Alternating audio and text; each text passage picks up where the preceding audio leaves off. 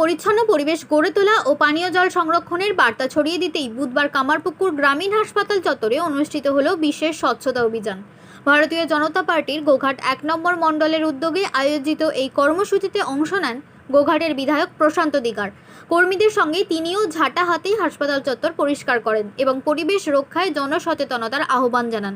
কর্মসূচি শেষে বিধায়ক বলেন, সুস্থ সমাজ গড়ে তুলতে পরিচ্ছন্নতার অভ্যাস গড়ে তোলা অত্যন্ত জরুরি। হাসপাতাল, স্কুল, বাজার কিংবা রাস্তা প্রতিটি জনপরিসরই আমাদের যৌথ সম্পদ, তাই সেগুলি পরিষ্কার পরিচ্ছন্ন রাখার দায়িত্ব সকলের। তার কথায়, স্বচ্ছ পরিবেশই সুস্থ জীবনের ভিত্তি, তাই নিজের বাড়ির পাশাপাশি আশপাশের পরিবেশও পরিষ্কার রাখা প্রত্যেকের কর্তব্য।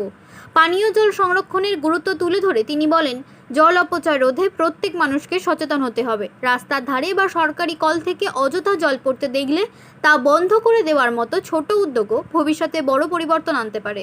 আজকে আমাদের এখানে ভারতীয় জনতা পার্টির পক্ষ থেকে গোঘাট ১ নম্বর মণ্ডলের সমস্ত স্তরের কার্যকর্তাদের উদ্যোগে একটি স্বচ্ছ ভারত মিশনের স্বচ্ছতার উদ্যোগ নেওয়া হয়েছে। তো এখানে উপস্থিত আছেন আমাদের এই কামারপুকুর রুরাল হসপিটালের যে সমস্ত আধিকারিক কর্মীবৃন্দ তথা আমাদের দলীয় কার্যকর্তা, প্রত্যেককে আন্তরিক অভিনন্দন এবং শ্রদ্ধা। তো আজকে এই যে মহতী উদ্যোগ, আমাদের দেশের মাননীয় প্রধানমন্ত্রী উনি এই স্বচ্ছ ভারত মিশন 2014 সালে উনি ভারতবর্ষের প্রধানমন্ত্রী হিসেবে দায়িত্বভার নেওয়ার পর সারা দেশ জুড়ে স্বচ্ছ ভারত মিশন চালু করে। দুর্ভাগ্য, আমাদের এই পশ্চিমবঙ্গে সেইভাবে স্বচ্ছ ভারত মিশন কার্যকরী হয়নি। আপনারা এখান থেকে মাত্র 200 কিলোমিটার দূরে সেই উড়িষ্যা রাজ্য, যদি আপনারা কেউ যেয়ে থাকেন চিকিৎসা সূত্রে, যেহেতু এখানে আমরা আজকে হাসপাতালে আছি, অনেকেই আজকে আমাদের এই বাঙালি সমাজকে চিকিৎসার জন্য কটক এবং ভুবনেশ্বর যেতে হয়। যদি কেউ ভুবনেশ্বর যেয়ে থাকেন তাহলে দেখে আসবেন স্বচ্ছতা কি, স্বচ্ছতা কিভাবে কার্যকরী করতে হয়, একটা সিটিকে কিভাবে পরিষ্কার পরিচ্ছন্ন রাখতে হয়। যে স্বপ্নের শহর আমাদের কলকাতা, আজকে ভুবনেশ্বর যেভাবে সৌন্দর্যায়ন হয়েছে, রাস্তাঘাট থেকে তার ফুটপাথ থেকে আরম্ভ করে তার পরিষ্কার পরিচ্ছন্নতা একেবারে শুধু নজর কাড়া শুধু নয়, মনে হবে যে আপনি কোনো বিদেশি শহরে এসেছেন। তো আমি আজকে এখানে আমরা যারা উপস্থিত হয়েছি, নাগরিক সমাজের সচেতন নাগরিকরা, তাদের কাছে আমার বিনম্র নিবেদন যে আগামী দিনে আমাদের এই পশ্চিমবঙ্গ তথা এই কামারপুকুরকেও আমরা সেইভাবেই স্বচ্ছতার জায়গায় নিয়ে যাব। আমরা গর্বিত যে আমাদের সরকারের প্রথম বাজেটেই এই কামারপুকুরকে আমরা পৌরসভা হিসেবে পেয়েছি। আমাদের রাজ্যের মাননীয় মুখ্যমন্ত্রী এই কামারপুকুরের মানুষ, গোঘাটের মানুষের আবেগকে সম্মান করেছে। আগামী দিনে একটি সুস্থ সুন্দর পরিবেশ, নাগরিক পরিবেশ, পরিষ্কার পরিচ্ছন্নতা, স্বচ্ছতা সমস্ত দিক থেকে নজর কাড়া পৌরসভায় পরিণত হোক, এটা আমরা সকলেই চাইব।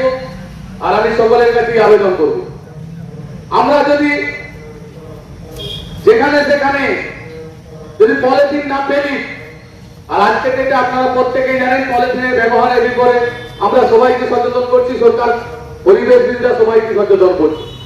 তো আমরা পলিথিনের ব্যবহার যতটা সম্ভব দ্রুত আস্তে আস্তে কমাতে কমাতে একটা টাইম আমরা পলিথিনের ব্যবহারকে অ্যাভয়েড করব।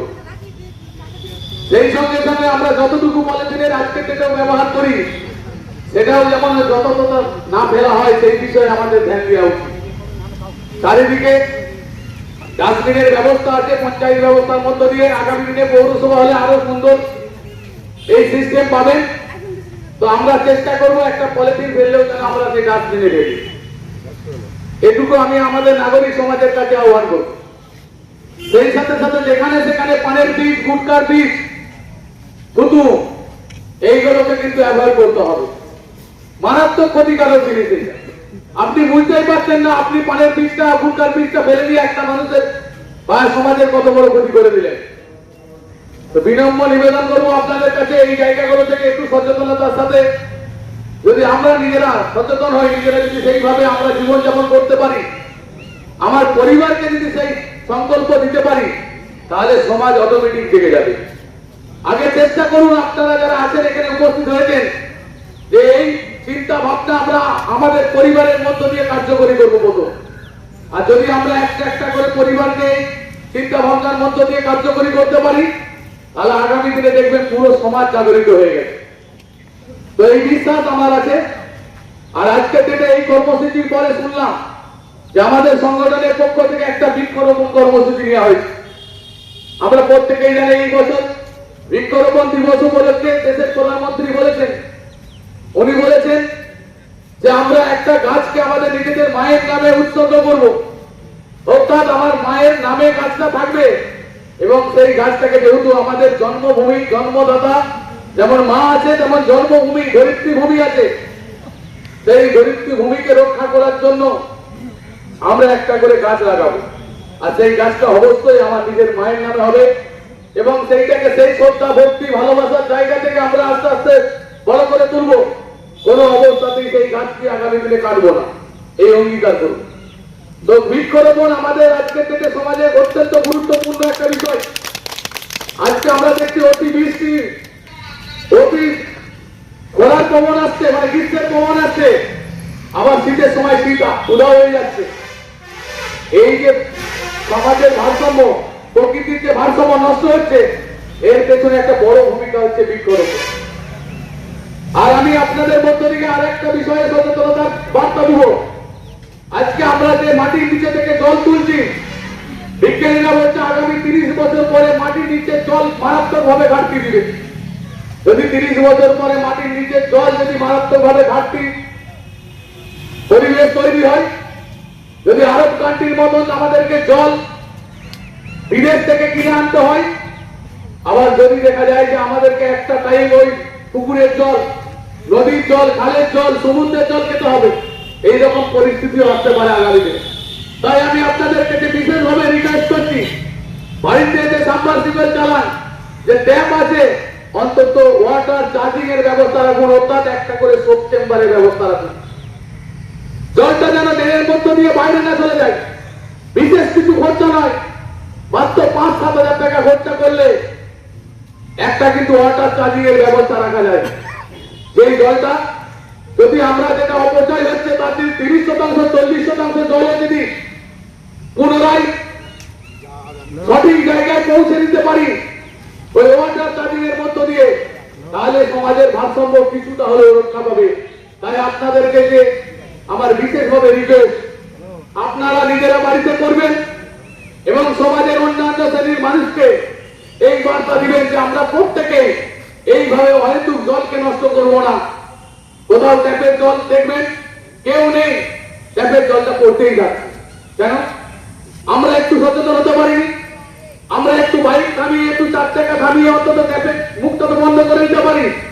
যখন মুখটা বন্ধ করবো, 5টা লোক যারা দাঁড়িয়ে দাঁড়িয়ে দেখছিল যে জলটা অহেতুক অপচয় হয়ে বেরিয়ে যাচ্ছে, এই ব্যক্তিটা কি করলো, কেন এই ব্যক্তিটা বাইক থেকে দাঁড়িয়ে এই ট্যাপের জলটা কেন বন্ধ করে দিল, সেও কিন্তু এর কারণ অনুসন্ধান করার চেষ্টা করবে। এর মধ্য দিয়েই কিন্তু আমরা আগামী দিনে সমাজকে সুস্থ পরিবেশ কিন্তু দিতে পারবো। এই কথা বলে আজকে আর বিশেষ কিছু না বলে, যেহেতু এটা হসপিটালের ক্যাম্পাসের মধ্যে হচ্ছে, আগামী দিনে আমি হসপিটালের যে সমস্ত আধিকারিক কর্মীবৃন্দ আছেন তাদের কাছে অনুরোধ যে হাসপাতাল আমাদেরকে, আমরা বলি এইটা আমাদের একটা মন্দির। যদি ভগবানের পর কেউ যদি বাঁচাতে পারেন উনি হচ্ছেন ডাক্তার, অর্থাৎ আর যদি সব থেকে ভালো যদি মায়ের পর কেউ সেবা দিতে পারে উনি হচ্ছেন নার্স। তাহলে এইরকম একটা মন্দির, এইরকম একটা প্রতিষ্ঠানে আমরা আসছি। আগামী দিনে যারা আসবে এই মন্দিরে, এই প্রতিষ্ঠানে অন্তত তারা এই পরিষেবাটা পাক। এটুকু বলছি যে স্বচ্ছতা, সেবার মানসিকতা নিয়ে আপনারা যে শপথ নিয়ে এই প্রতিষ্ঠানে জয়েন করেছেন, প্রতিনিয়ত যেন আপনাদের মধ্যে সেই সেবার মানসিকতা, মন আপনাদের মধ্যে যেন সবসময় বিরাজ করে। আপনারা মানুষকে এমন সেবা দিবেন, এমন মানসিকতা নিয়ে সেবা দিবেন যেন মানুষ আপনাদের প্রতি দুহাত করে আপনাদেরকে আশীর্বাদ দেয়। ভগবানও দেখবেন আপনাদেরকে কল্যাণ করবে আপনাদের। আমরা প্রত্যেকেই জানি সাউথ ইন্ডিয়াতে যারা এই চিকিৎসার সঙ্গে যুক্ত আছে, কেরালাতে, তামিলনাড়ুতে, ব্যাঙ্গালোরে, তারা কি লেভেলে সেবার মন মানসিকতা নিয়ে তারা সেবার কাছে যুক্ত থাকেন। বাঙালি সমাজকে আমাদের মতো রাজনীতিবিদেরাই নষ্ট করে দিয়েছে। আজকে বাঙালি সমাজের মন থেকে সেবা নামক বস্তুটাকে উড়াও করে দেওয়ার চেষ্টা হয়েছে, বিকৃতি করা হয়েছে এটাকে। আজকে যেটা একটা ডাক্তার প্রেসক্রিপশন লিখছে, উনি লিখছেন ওনার মনের মতো মেডিসিন, উনি লিখছেন ওনার মনের মতো ল্যাবরেটরি। কারণ এই সিস্টেমটা এতটাই করাপশনে ভরে গেছে, সরকারি আমাদের মতন বিধায়ক, সাংসদ, মন্ত্রীদের দৌলতে।